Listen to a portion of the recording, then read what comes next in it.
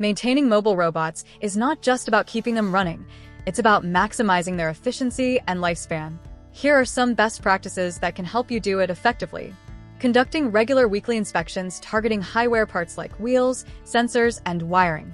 You can extend battery life by avoiding deep discharges and overcharging by using a battery management system.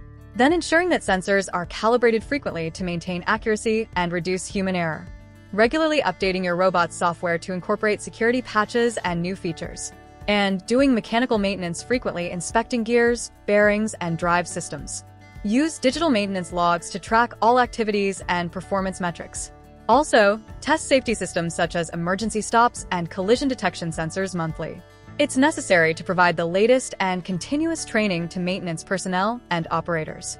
Maintain an optimal inventory of critical spare parts with a turnover rate of 4 to 6 times per year. And lastly, implementing predictive maintenance using IoT sensors and machine learning. This approach can significantly reduce downtime by predicting failures before they happen. To find the best mobile robot for your use case, ask us for recommendations and visit i4verse.com to learn more.